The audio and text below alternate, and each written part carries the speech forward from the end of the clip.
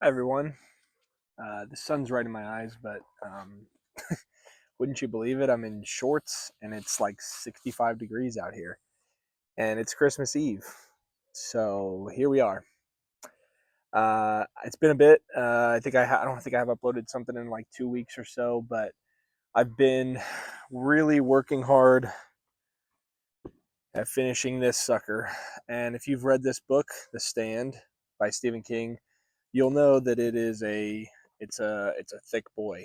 I guess if you haven't read it, you can still see that it's a thick boy. I just finished it today, and it has kind of just consumed my reading life for the last month or so. So that's probably why you haven't seen much of me lately. And another thing that I want to like start off the video, I guess, by talking about, because I'm going to be talking about the last two books in my 25 book challenge from this like past year, is that this video is kind of wrapping up that whole endeavor that I did that sort of started this whole channel. And I have learned some things, I think, in this however many months I've been on YouTube now, 8 months or so, or something like that. And I think one of them being I'm going to, in 2026, stop waiting so long between reading a book and doing the review for it. The way that it worked out this year, I think I took too long to get to some of these books, where now that I'm like trying to go back and recall things and look at the notes that I've written about them, I'm just like, I've forgotten a lot about it. And so it seems like, to me at least, that that's not a great service to you guys who I think click on some of these videos for my opinion of these books. I mean, that's partially why you'd watch these. And so to give you a better perspective, opinion, and analysis of the story and of the writing, I'm going to do my best in 2026 to do my uploads really close to when I'm actually finishing stories and not waiting a long time. I think by finishing off this challenge that I did that started many months ago, by finishing this gigantic beast, and by like starting fresh in 26, I think I will give myself a little bit of breathing room to be able to not make reading so performative. And I'm sorry for the long preamble before I get into the thoughts on these two great books. But I just want to get that out of the way for you guys who have kept up with the channel, that you guys would just be aware of where my head's at with this booktube thing and with the reading that I do. I feel like I published a ton of book hauls. I didn't quite go as in depth on my reading reviews, and that was partially because it took me months to get these things out, trying to space different things out, trying to read new stuff, trying to do book hauls, trying. I think I lost a little bit of that fire that I started the channel with at the end of the year because of a lot of different things, but I don't want to be as performative. Like I said, I think a ton of booktube is performative, and it's not really as satisfying when you could tell that the person doing a video or doing an analysis is just kind of like doing it for the sake of the video. And I kind of started doing that a little bit, and I'm not wanting to do that. So anything you see from this channel in 2026 and hopefully beyond, I'm going to try to make it genuine. I'm not going to really worry too much about an upload schedule. I'm just going to make videos when I want to make them, when I finish books, and talk to you about what I like and I don't like. Me and Luke are probably going to do some content together, as we've done in the past on this channel, including stuff about the stand, and I'm hoping that we can uh, try new ideas out and what kind of, all that stuff. So with that out of the way, hopefully you're still around and want to hear about my thoughts about these two foundational, forgive me for the pun, foundational works of science fiction. We'll start with The Dispossessed by Ursula K. Guin, because that was number 24 on my uh, book reading list of last year, or of this year, I guess. We're still wrapping up 25, right? It's 6 days to go, 7 days to go till the new year. This is number 24. I purposefully put it at the end because I knew it was a more, I don't know, philosophical, not philosophical per se, a more dense read, I guess, that dealt with themes of, anarchism, philosophy, capitalism, all the buzzwords. um, Le Guin, this is my first Le Guin. This was something that I wanted to like savor, and I'm kind of disappointed in the way that I read this because I read it in big, like spaced out chunks when I was getting through it, and I don't think I fully grasped what was going on, because I think a third of the way through I started picking up that we were doing this little back and forth in the chapters. And so I guess to tee it up, this book follows a character named Shevek, and he is a member of well, he lives on, in the modern time, Eurus, the planet Eurus. Got these two planets here that are kind of oppositions of one another or interconnected. Um, Two sides to a coin, we'll say. Eurus and Anaris. And he's was originally grew up on Anaris and lives on Eurus. No, travels to Eurus in like the present. And so you have this kind of back and forth where a chapter is told on the perspective of Anaris in the past, and then you have a kind of jump forward in the future, present time, I guess you should say, where Shevek is exploring Anaris or Eurus. Jeez, I can't keep those straight. Um, and so we have Le Guin essentially using Shevek as a vehicle to explore what was coined a ambiguous utopia. It's right here on the cover. That's kind of her, I guess, thesis in this book, is to use characters and these two mirroring planets to explore what a anarchistic utopia looks like, and that is Anaris. Yes, Anaris, which opens with I remember distinctly the low wall that's talked about. Walls and things of that nature are used very symbolically throughout this novel, and it opens on Anaris with the low wall as a sort of like barrier between Anaris and its anarchistic society and outside ships. And we have Shevek exploring Eurus after he essentially wants to like publish and like work on his it's like a theory or a thesis that he's trying to do, that they're trying to explore that deals with time, deals with, I want to not be very specific with this, so I apologize, but he goes to Eurus to explore this, and he's kind of ridiculed for it because these two mirroring worlds have their own ways of looking at the other. Eurus, a capitalistic kind of modern society, is I think supposed to be, it's supposed to foil Anaris as kind of like, is a anarchistic utopia good or is it bad? It's kind of both. And I think that's the whole point to this novel, is it doesn't really have a super succinct resolution where you can, explain what Le Guin was trying to convey in one or two sentences. As you can tell, I'm stumbling over my words trying to kind of remember what I got from this book. It's one of those books that, forgive me for the comparison, I would compare to my reading of Neuromancer, where on the first go of it, I was like, this book's great, I don't really get it. And I think Le Guin is one of those authors that I think I want to read again. Left Hand, I actually just started the Word for World is Forest this afternoon before I shot this video. I just read the first chapter, but she's one of those authors I want to go back to and kind of get her flavor of writing, because it's very, I'm going to forget the terminology, but there's a lot of world building going on, societal building of like sociological things and ecological things. Those were the two terms I was searching for. She comes from a background of that. Her parents were, involved in that kind of thing. And I won't keep going too much longer with this because I'm just going to kind of give you word soup. I don't remember the novel as well as I'd like, which is why I started the video like I did.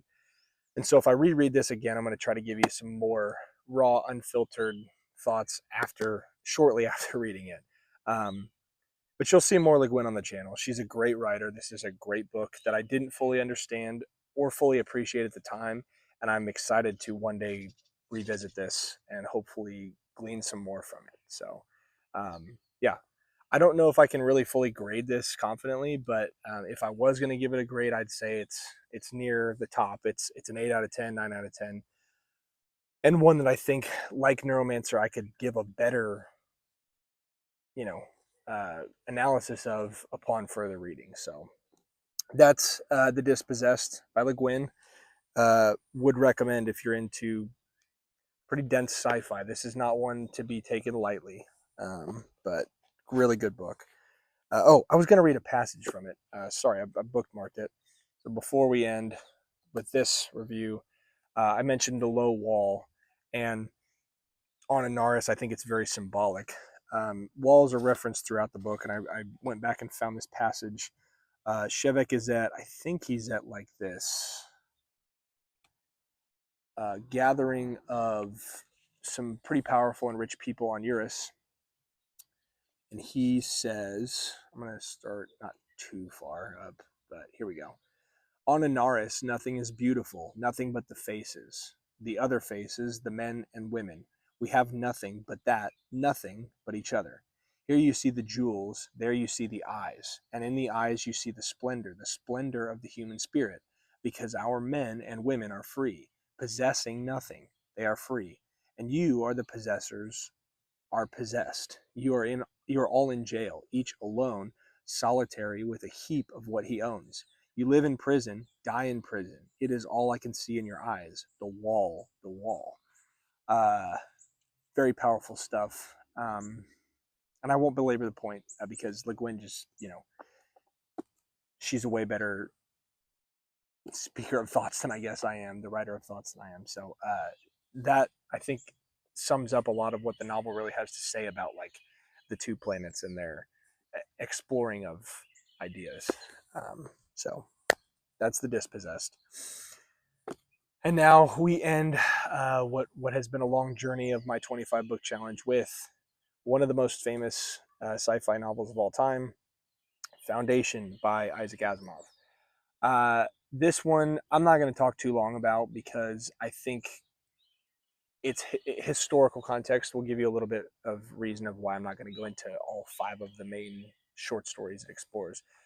But there's different chapters in it, but there's 5 different parts, as you can see, and they were each published kind of as short stories, but all sort of made into a fix-up novel, so to speak, which deals with the main kind of character that sees this whole thing through. His name is Harry Seldon. He's the guy right here on the cover, and he is a psychohistorian. He's developed this new way of combining mathematics with psychology and basically predicting the future using people and probabilities.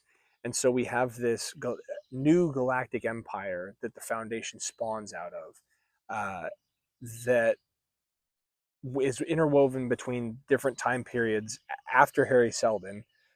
Harry Seldon starts the book, and then these different chronological short stories are told to kind of explore this really explosive, like this one singular idea and this one singular kind of thought of the Foundation being the foundation for a new galactic empire spawns what is a lot of different books. And I think it's carried on by several different authors because this is not the first. There's an original trilogy, Foundation, Foundation and Empire, and Second Foundation, I think is the order. I may have the second, third books flipped, but either way, there's an original trilogy by Asimov.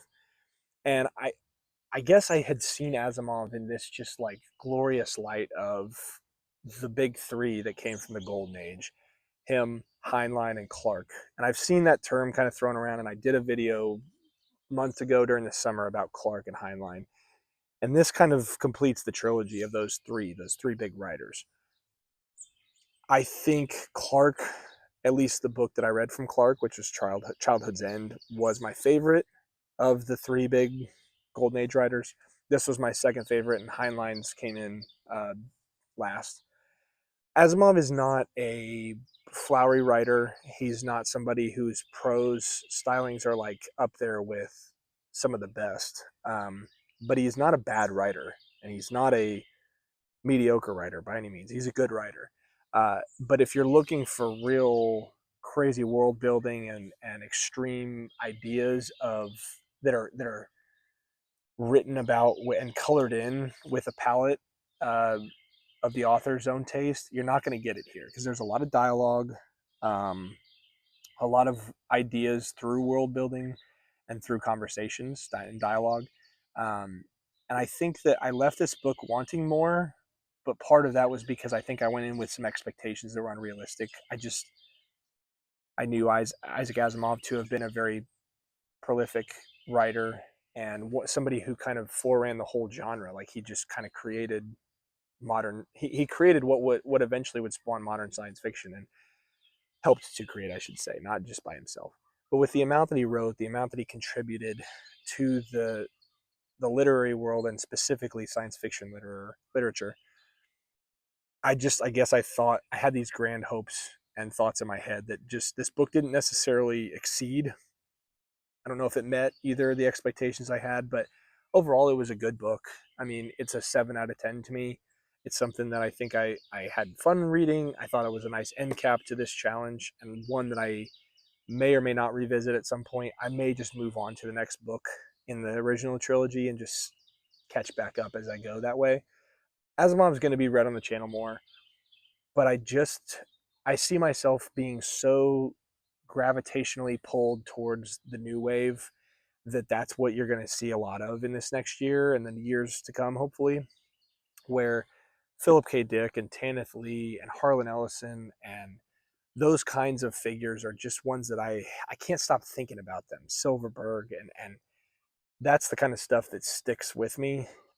This book wasn't necessarily a sticking book that just I keep thinking about. The main frame of the story is interesting. Harry Seldon's a very memorable character, and that whole kind of saga unfolding at the beginning was very memorable.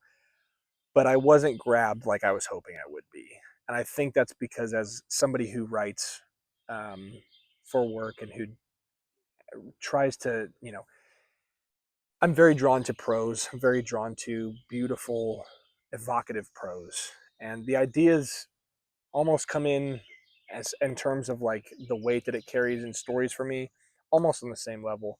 But if you don't have like top tier prose, it takes like it knocks you down a peg, and so I feel like I'm crapping on Asimov. I'm not doing this book justice because it is a modern science fiction like foundational work. Uh, but all of that to say, I think that Asimov's flavor is not exactly my favorite. It's one I will revisit. It is a chocolate chip at an ice cream shop. You go and every once in a while you're feeling just a trusty good old chocolate chip. I'm not one who like if you want a real flavor, go after something crazy that they've concocted up from all these different ingredients. But if you want the trusty chocolate chip, that's Asimov. That's Ursula K. Le Guin. Not to put them in the same boat because I know Le Guin came much later. But but yeah, that's kind of my rememberings of this, my thoughts on Foundation. Asimov, I have enormous respect for the mutton chops and all. I love listening to him speak. I think this video has been going on too long, so I'm going to wrap it up. Don't worry. But if you go onto YouTube and just need some like sci-fi ASMR to just kind of settle your brain down, there's videos of like, I guess Harlan Ellison videos aren't exactly that, but they don't settle you down. But I love listening to these guys speak when they were interviewed, especially Asimov. He has such a way of talking that I think we can take a page out of, for lack of a better way of saying that. Kind of illustrates my point. Asimov speaks so fluidly and with such a like precise, you know, I don't know. He's just fun to listen to. So beyond reading, go look up Isaac Asimov interviews, and you'll probably really enjoy. You'll be kind of mesmerized by him talking. He predicts a lot of things, and is a really really extremely smart guy, or was. So anyway, I've been talking for like 20 minutes. I think this video has been going on. I've kind of enjoyed this. It's been a little bit kind of therapeutic getting the rest of my thoughts out about these books, finishing this doorstop of a novel that, honestly, spoilers, is really, really, really good. I really enjoyed it. Um, but this will give me kind of a fresh perspective going into 2026 and hopefully alleviate that sort of like burnout I was having trying to keep up with. I got to keep reading books so I can keep trying to do reviews because I really enjoy doing this, but I don't want to make it into a chore. That's going to make me ultimately burn out and not be able to give you guys any quality content. So, my goal in the new year, like I said, to wrap up this whole thing, this whole thought process, do videos that I think are still fun, read books that I really want to read, and hopefully you guys will stick with me. So appreciate you guys watching in 2025. I hope you guys have a Merry Christmas, Happy Holidays, all the blessings, all the good well wishes, all the stuff to you. You guys are awesome. I really appreciate you watching, and I will see you in the new year. Peace.